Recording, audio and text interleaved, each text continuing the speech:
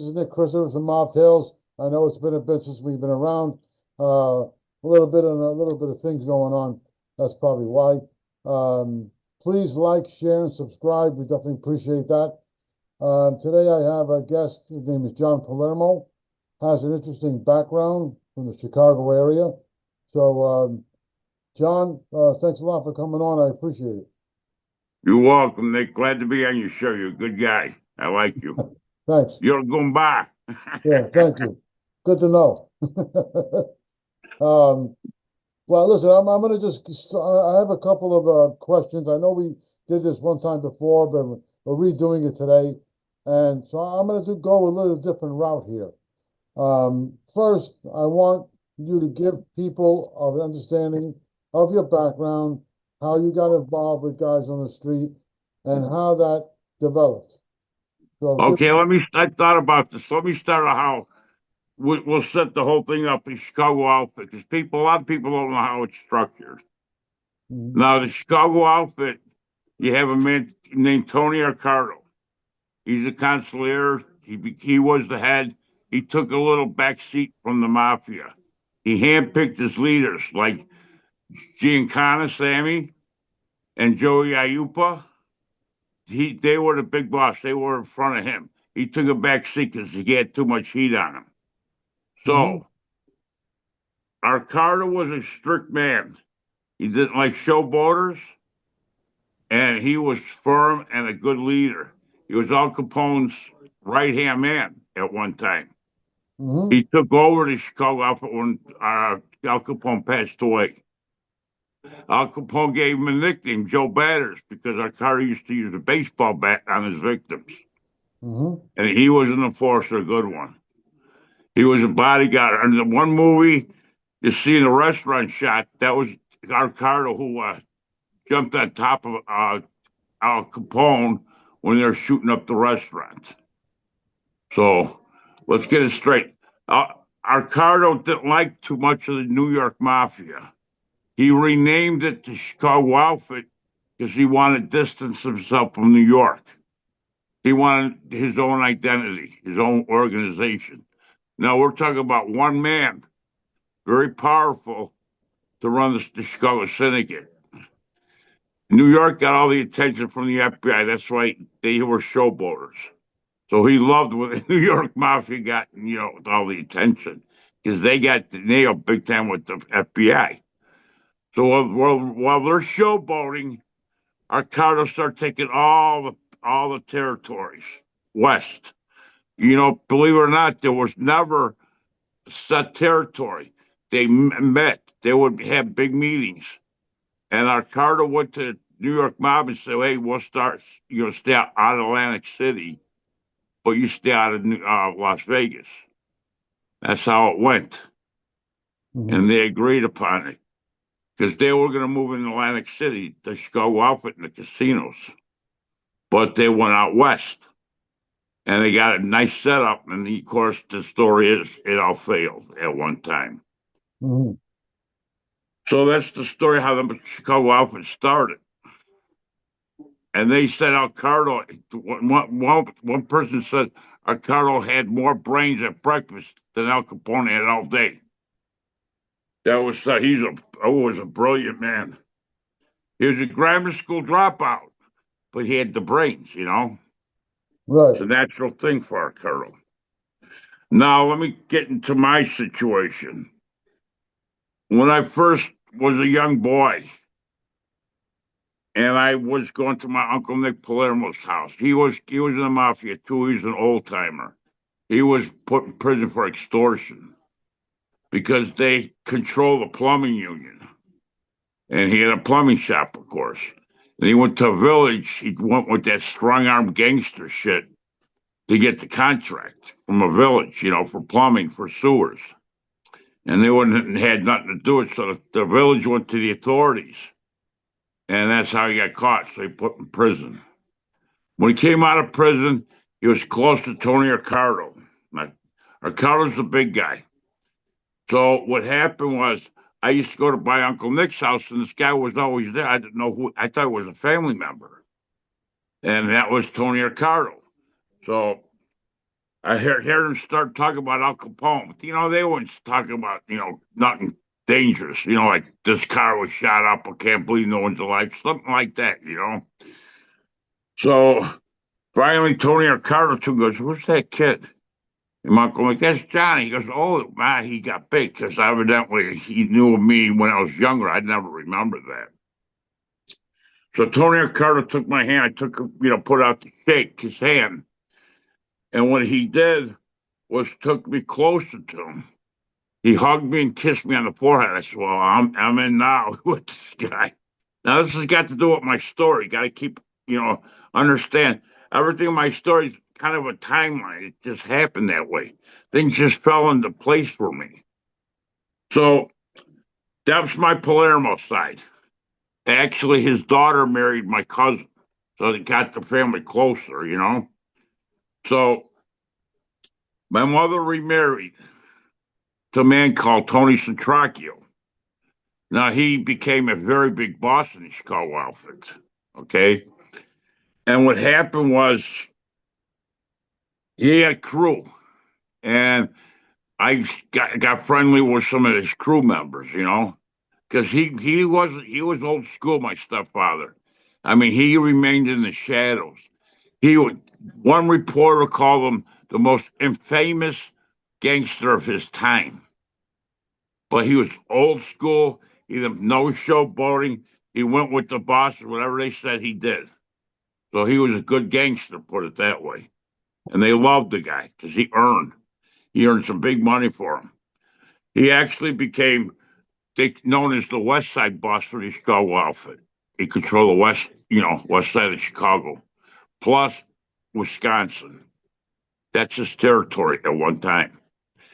So he moved up big time. He was Joey Lombardo's top lieutenant. They came from the Grand Avenue crew. Now it's very popular in Chicago. A lot of gangsters came out of that. Big gangsters came out of that area of Chicago. They call them the Grand Avenue crew. Mhm. Now, my stepfather had a couple thieves. They're kind of freelance thieves, but he would fence their jewelry that they stole. So I friended one of his crew members, Steve. Now, Steve was a Mexican descent because the Chicago outfit didn't care if you're a different ethnic group. They just didn't stay with the Italians, like maybe New York did. They stay with the Italians. But Chicago allowed people in. They had Japanese, they had every ethnic group you could believe in this. But you couldn't Mhm. get to a certain level. You couldn't be a boss if you're a different ethnic group. They had to be more of associates. So I befriended Steve. We played tennis. And one day after tennis, we're playing. I walk into the car and I lost track of Steve. So I turned around and I said, "Steve, what are you doing? I can't hear you." This guy was walking on gravel. Nick, I swear to God, I could not hear this guy walking on gravel. That's how good he was, how light on his feet. They considered him one of the top thieves in Chicago outfit. Now, this guy was good. So, And as you we were go on, I and you were friended how Steve. What's and that? you and you were how old at this time I was like 11 to 12. when you hanging So, out with when you were hanging out with Steve? well, he liked that because he wasn't a weird kind of guy. He was physically fit. And he thought if he can keep up with an 11-year-old, 12-year-old kid with a flow of energy, he thought he would be in good top shape. You know what I mean? That's how he thought to keep in shape. Well, Steve was how old at this time?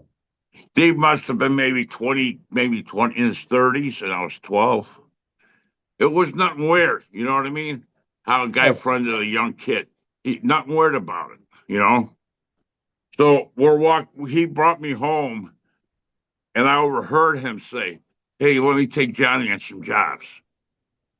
And my stepfather, he's a gangster. He said, "No, he's not getting involved. He's 12. He said, "No way it's going to happen." So I heard this. So next time I seen Steve, I convinced him to take me out to rob houses with him. teach me the ropes, because I knew one day I'm going to get involved. Come on, we're in the crew of the Spilatros, okay? And the crew stays together like a family. Everything we did, family functions, barbecues, vacations, we did it with the Spilatros. I was shitting and breathing with the Spilatros. So that was our crew, and that's a prominent crew in the Chicago outfit. That was known to be one of the top crews. Because Tony Spilotro was told to go out to Las Vegas, and his brother Michael Spilotro overseeing his stuff in Chicago. That's how it was set up. So I played. I talked to Steve to take me out. Now there's a few incidents we ran into. He was like, he didn't want to because he goes, if we get caught, your father's going to kill me, taking you out. But don't worry about it. Relax, Steve. That's how it goes.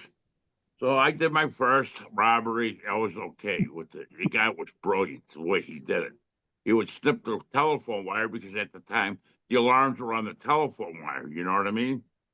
And we only had so much time because he knew the alarm company would be calling, or maybe the police to come over there and check it out. Mhm. So he went through the house real quick. Maybe with 5 minutes in the house, he got a ton of jewelry. He knew where to look. So he came out, we got in the car, and everything was fine. So he started taking me on more jobs. And what he did is the one job we did, a few jobs were boring to people, but I want to talk to you about the most exciting times of this. When we came out of the house, got in the car, and there's regular patrols, on the streets, the regular police in the area, just doing their patrol. She had a police scanner all the time on them to listen if we're getting correct, if they're calling in a robbery at the house. Mhm.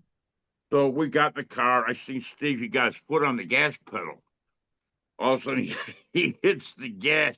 The cop was like by his back door, and I started hearing like there was like things going across my ear like bees. And I dashboard exploded. I'm on the floor screaming. He was shooting at us. I said, Steve, the cop's shooting at us, and we're gonna get killed. He's laughing and driving off. He lost that one. Now another time, robbed the house, came out, and then a regular patrol came up and they saw us. We got in the car. He says, don't run, just walk fast, calmly, just get in the car. So we got in the car. He started taking off. The cop chased us. All of a sudden, two other coppers. So you got three on his tail. He goes, Johnny, listen. I said, yeah, what? He goes, I'm going to take this corner and you're going to jump out of the car. I said, Steve, come on. I'm going to jump out of a moving car. That's movie shit. So he got the corner. He slowed down. I jumped out of the car. And it worked because two of the cops stopped and started chasing me on foot. I went in the backyard. I jumped on somebody's roof because there was a low line roof on the house. I got lucky. I jumped on that. It was like a roast trellis. So I climbed up. I lane over there. And I see flashlights running. I could hear the cops huffing and puffing. I could hear their belts clanging. They got in the backyard, and I had to go to the other side because I know if they came out of the backyard, they could see me on the roof. So I jumped on it. He lost them because every time we did a job, we set up a meeting place. We got split up. You know what I mean? Something close, like gas station or something. So I walked through the bushes. I got to the gas station, got in the car, we took off. So one day there was always inside jobs. People would come to the mafia. So we had a jewelry store. We hit a jewelry store. That's where we cleaned up. I mean, this guy was so good. At one time in our basement, we had a ping pong table, okay, full of jewelry from one end to the other, full of jewelry. We're talking good stuff. It's like 3 inches thick. Couldn't see the bottom of the ping pong table. And I said to my stepfather, better get this shit out of here. What if the FBI has a search warrant for you? And they're going to see this in the house and you say, what are you doing with, you know what I mean? Right. So, Well, well, before you go any further, doing these kind of jobs, Okay, I have two. Well, the first things I want to figure out. The first thing is, what were you exactly doing on those jobs yourself? And while I know whether you're in New York, whether you're in Chicago, it doesn't matter where you are. When you guys pull off jobs like this, Steve more responsible than you. And when you pull off Yeah, jobs like this, you have to kick up to Tony, to Ricardo, who yeah. is in charge at that point, or in that area, so to speak. So I'm sure your stepfather knew that whatever you guys took, there has to be a kickback to whoever was responsible, whoever's running the Well, area. he would fence this guy like he's a Right, freelance burglar, you know? right. But to even operate, he has to kick up, regardless. Yeah, Any freelancer does. That's pretty much, I yeah, would think, he would have to do, I would think. yeah. Oh yeah, well, my stepfather had to pay up, you know, whatever he made on the jewelry, he had to kick up, you know, to the big bosses. Oh, so all right, so I get it now. So Steve There's was always a kick up. Yeah, in the mafia, there's always a kick up. It's like a right, pyramid thing, you right, know. exactly. That's Whoever's what on I meant. top of the pyramid, all the money goes up to him. A certain Right. percentage, you know, not the whole deal, you know. Obviously not. But Yeah, so Steve was basically under your stepfather, yeah, technically. he was under my stepfather. Right, I So get it. whatever my stepfather made out of the jewelry, he had to kick that money up, Right. Okay. I percentage get it. of it. I got it. Okay. It's always a kick up. So what was You're a so top guy, you're making all the money sitting around, you know. It's good yeah. to be the boss. But on these specific jobs, as young as you were, 12, 13, I'm assuming around this point, um, No, what I was still like 12 or 13. It wasn't a long span with Steve. When I finish my story, you understand why. okay, but even at that point, at 12, 13, what did you contribute to the on the job? What did you exactly do? Well, I went in there to learn how he's doing it. I seen his technique, you know. Oh, he's Okay, more like a teacher student kind of thing. I I got was you. learning the ropes, you know, how he did it. He's a Hmm. good teacher because they consider him one of the best. Well, why not go out with one of the best, you know? Yeah, of course. Makes sense. Okay. Yeah. All right, cool. All right, now I got that now. All right. All right, I guess you can finish it off. Okay, now You Steve, can. he was so light on street and he was telling me how he robbed people's houses while they're inside sleeping. And I go, Steve, come on. I don't know if I had the nerve for that. that that's really stuff. So anyway, let's get back to the jewelry store. Yeah, it's an inside job. They found out the guy had loose diamonds. So the manager of the store came to the mafia to rob the house. He wanted a percentage of the take, the robber, you know, the Okay. manager. It happened a lot. So Yeah. Steve said we have to be blacked out. He wants no identifiers. He doesn't want eyes showing, lips showing, because he said we're going to be on camera.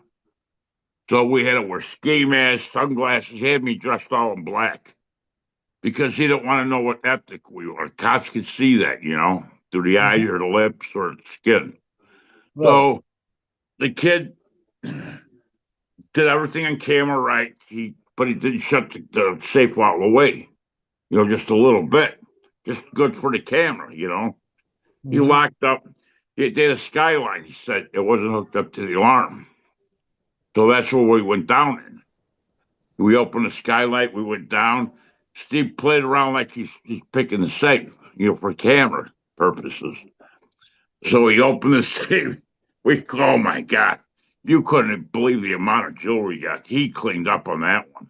I mean, we got the diamonds, $150,000 worth of diamonds. I mean, jewelry up, you know, unbelievable haul. So,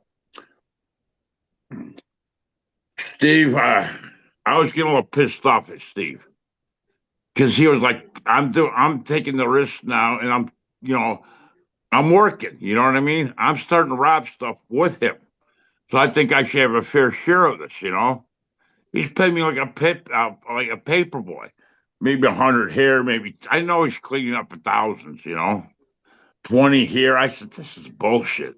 I'm risking my life and my freedom for $20. Come on, Nick. Even a kid, you're sensible about that, you know? So I got pissed off. I said, I love the guy. He's like a big brother to me. So we were going to go on to our last heist. You know, I said, this has got to be it with this guy. I can't do this no more. He's paying me like this. This is bullshit. Sorry about the language. But I asked Steve to take me on a job with people sleeping in the house. I I got the nerve up to do this thing. So he was teaching me how to get, all the ropes, don't walk in the middle of the floor, the middle of the stairs because the creak, we got to walk against the rail and a wall. It's more secure. We crawl upstairs, we're in blacked out once again. So we're crawling up the stairs and he taps me on the back. He goes like this. That means go into that room. And he taught me about the door handle. You turn the door handle. He asked me to go turn the door handle, and it comes back, recoils, and it makes a noise. He goes, just slowly let your hand. I mean, he was teaching me the ropes. So I go in the room. Nick, I tell you something. I went in that room, the most beautiful girl naked sleeping. And I said, don't touch her, John. You're a professional. You get caught, now you get caught with a sexual charge. So, oh my God, was she beautiful. So I took her jewelry. Boom. He cleaned out the folks' home. We went downstairs. We're out of the house. Unbelievable. This guy was just unbelievable. You know what I mean? Mhm. So the guy I'm talking about, his name was Steve Garcia, and he had a partner named Bunny Wright. Now, my stepfather, those two guys took part in the Tony Accardo's house. Now, there's part of the Chicago history. Mhm. Okay. Now, my stepfather warned me. He goes, I know you'd go out with Steve, play tennis, work out. He goes, stay away from Steve. He kept on telling me, stay away from him. Don't go with him, go near him, nothing. Because they got hit by the Chicago Mafia for robbing Tony Accardo's house. My friend Steve was found in the trunk, slashed 18 times in the chest, and his throat cut, and they put him in the trunk of his car.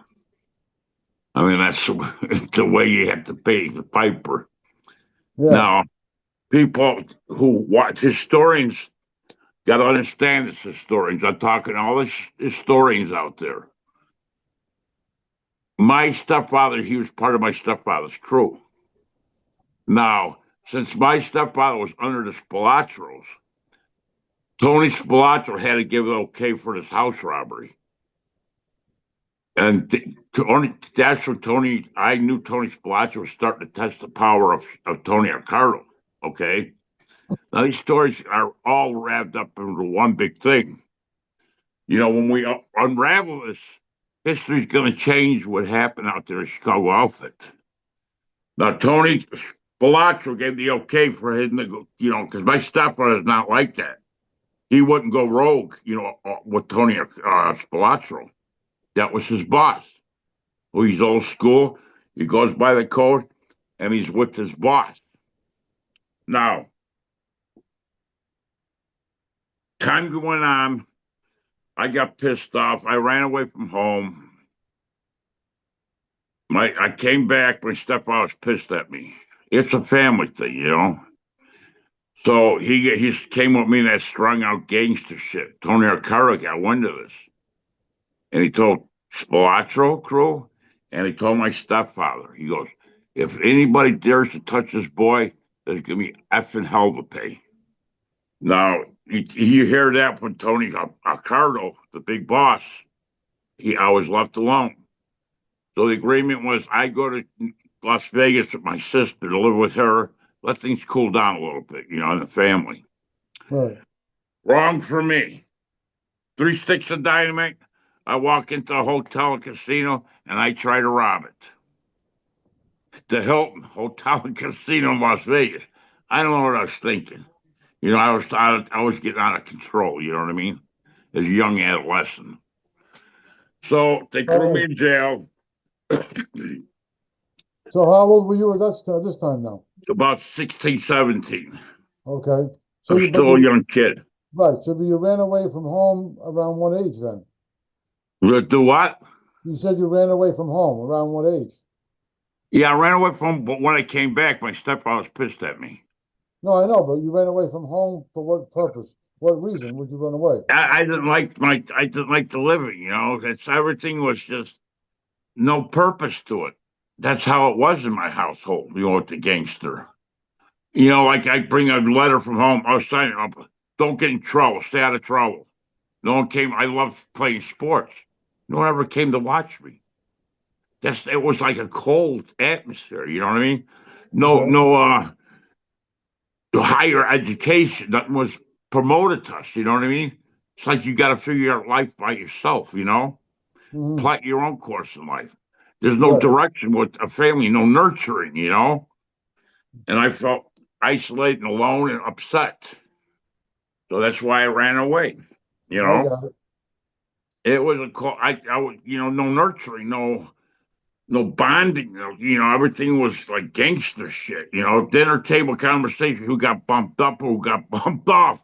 And my stepfather sitting sideways like he's get up to run, you know? What kind of life is that? Right. So I ran away for, you know, it was really down. So I tried to rob this hotel. I got caught, I was put in jail for 3 days. Juvenile jail, you know. But they put me in, you know, what is it? When you're by yourself. Oh, the county jail? What? The county? Yeah, It's county jails, like, the local jail. I was isolated, put in my own cell. They Right. don't want me in general population. So I got bailed out, went home. Then we started getting phone calls from Chicago. And my brother-in-law was told, go play a round of golf with these three guys and make a bet on the golf game and lose the bet to them. Now that was my three judges getting paid off that's working on the case. It was Tony Spilotro and Oscar Goodman, the mayor of Las Vegas, who came to my rescue to rescue me. So my final court date, I had to go in front of a judge. I had to show up. So the judge was like this. He called my name. He goes like this. He gives me a dirty look. I said, "This guy's gonna hang me," you know. So he went like this again. He put on the microphone and he says, "Mr. Palermo." I said, "Yes, Your Honor." He goes, "It says here you try to rob not rob, but shoplift a 7-Eleven store."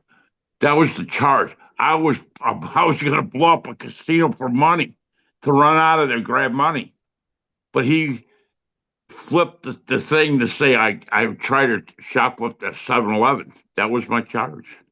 And he goes, "Mr. Palermo," he goes, "do me a favor." I say, "Yes, Your Honor. I want you to leave Las Vegas, never to come back, and leave my state of Nevada. You used to be on the next plane to Chicago. Case dismissed." Boom. Walked there as a free man. Because they petitioned to put me in prison, big boy prison, big boy prison. They petitioned for that before all this court. But all these judges got paid off by the Chicago outfit. So it's Wow. cool. My I'm stepfather safe. kind of Luke wanted to take me in. And Michael Spalach goes, "If you don't take Johnny in, I'll take him in." And he didn't want no part of that because if I go to Michael Spalaccio, I'm in the mafia. I'm a gangster at 17, full fledged. No question about it. So remember something in the story. Now, Carter came to my rescue. Now, Michael Spalaccio knew this. I came home, okay, and also Michael. So I couldn't rob no more because my teacher was killed, right? Now, Michael Spalaccio's on me. He goes, "You're one of our soldiers." He goes, "Johnny, come in with me." I kind of, you know, had to take a break. I got out of the house, had my own car, so I told Michael, so I'll try. I'm not committing myself to this, you know, but I'll try with you. So I went collecting his envelopes, you know, from Hmm. nightclubs and bars, protection money. So I collected them. I said, "Man, this is easy money." But I knew Michael was going to test me. You know what I mean? I knew one day something's gonna happen. Soon enough, he goes, "Go collect to this one guy. He's a big guy. He might give you trouble. He's got a big mouth." Okay, so he's gonna hand me a gun. I said, "No, Mike, I'll take care of this." So me, as a kid, I went to the hardware store, got a length of wire, thick wire, but still flexible. So I walk into the guy's place to collect his money. And here he goes. He goes, "Wow, you gangsters are getting young." Yeah, that's the first thing he told me. That's a lot of guys told me. I says, "Well, listen, I'm here to collect. Let's just, he started with the mouth. So I said, let me go to use your bathroom." I looked in the bathroom and I looked in the ladies' room, see if there's anybody. Well, it was just me and him. So I came back and I was taught, always go behind, you know. He goes, like two bullets in the whack him in the back of the head, right? They said, never go to the front.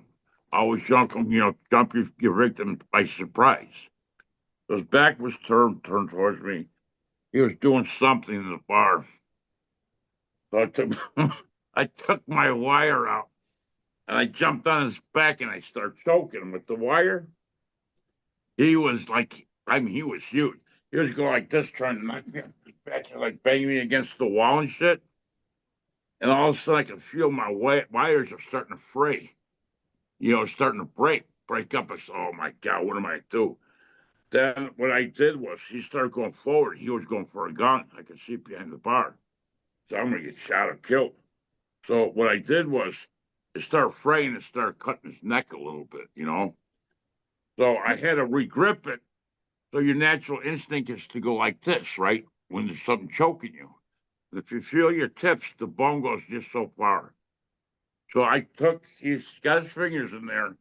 I took it and I started going with like a sandwich twist. You know what I mean? So it got Hmm. tighter. And I see one of his tips of fingers starting to pop off. There's blood coming everywhere. So he finally fell to the ground. And I said, "Oh my God, I killed this guy." His fingertips were hanging off his hand. There's a couple on the floor. So I Really? called Michael. I said, "Listen, I got a big trouble. I need some help." So three guys come, and one guy goes, "Let me use the phone." I go, "Who are you calling?" He goes, "I own part of a funeral home.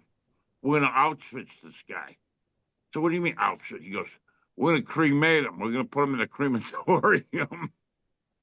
Wow. So, so he goes, "Clean up your mess, his fingertips." So I pick up the fingertips. So where am I going to put him? His mouth is open. So I put his fingertips in his mouth and I kicked his jaw shut, you know? And all of a sudden you can hear us. I choked him out. He was alive still. He was starting to moan like, you know what I mean? So we all ran out of the bar. The Wow. guys were That's good. crazy. They, I was taught never get personal. It's only business. Don't get personal with these ones. So Michael told me, send a message to this other guy. He's not paying up. So I followed the guy a little bit, set his habits. He loved watching that 12-inch baseball game, the softball. Then Hmm. softball late at night, there's, sparse crowd. There's not really a crowd there. Kind of cold. He went to the game. I was watching. I'm sitting next to him practically. He made a mistake. He got up and started walking. As he was walking, I start following, start thinking, what am I going to do? First, I got to take his ability to scream, you know what I mean, for help. Then I got to take the ability to take him the fight out of him. So he was walking. He went into one of those out porta potties, you know what I mean? Hmm. Those porta potties. I Right. said, oh, it was dark. It was perfect set. So he comes out of the John. He looked down like he's pulling up his fly. Had a baseball bat. I whacked him so hard in the jaw, it shifted to the other side of his face. I took the ability for him to scream. Then my second was hitting him in the elbow, taking his ability to fight. He had his elbow up there trying to hold his jaw. And I hit him so hard I could feel the bat is crackling his bones. So what happened was he dropped his arms and I broke it. I broke his elbow or whatever, his arm big time. So this guy fell to the ground. He was crying. I took him by the hair. I go, "You got to pay up, man. This is serious shit, you know. Please pay up." And he's passed out. So I said, "What am I gonna do with this body?" I went there, Nick. I went there, buddy. I opened the porta potty door, and you ever see inside a porta potty how disgusting it is? Yeah, So what I did, I took his body, opened the lid, and I stuck his body inside that blue shitty water, and I left. And I got so twisted in mind with this. You get twisted when you hurt people. You know what I mean? It's like eating a lunch. That's how these guys are. These gangsters. They yeah. do it so much. The killings. It's like nothing to them. You know. So I stuck him in the porta potty, and all the way home, I was thinking I really fucked him out. But all the way home, the only thing I was thinking was how long is it going to take him to get that blue dye off his body? I wasn't Wow. thinking like, well, I feel sorry for what I did, you know. I Well, that's pretty started getting crazy. I started getting that mode, like these killers. Hmm. Then finally But graduation came. before you even get further, let's because we have only so much time. So what I'm going to do is hold that thought, hold that thought, and I want to start. I want to continue this next week to do a part two series. Oh, I got some more to tell you. Absolutely. I know you do. We'll talk about Tony Accardo's house. No, Tony Accardo and the Spilotro death. Now that's a big new historic thing we're going to talk about. Yeah, yeah, Historians yeah. are going to I find mean, out how that happened. I yeah. got a lot to talk about, Well, I Nick. definitely got questions for you because after what you just story you just told, I definitely have questions about it. But like I said, I want to keep this for the following week You so got it. we can finish up a part Hey, two. viewers, watch Nick's show. He's a good guy. He's honest. We're talking like friends. That's how we are. It's a comfortable setting. That's You're a the way it's good guy, supposed to Nick. be. I like you. Thank you, John.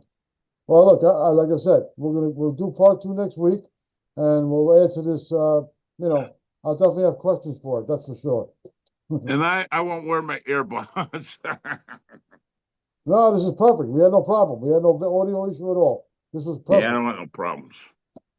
All right, my friend. I'll be talking to you. You got it, John. Thank you. People out there, watch Mob Tales. Good show. Thank you. Thank you.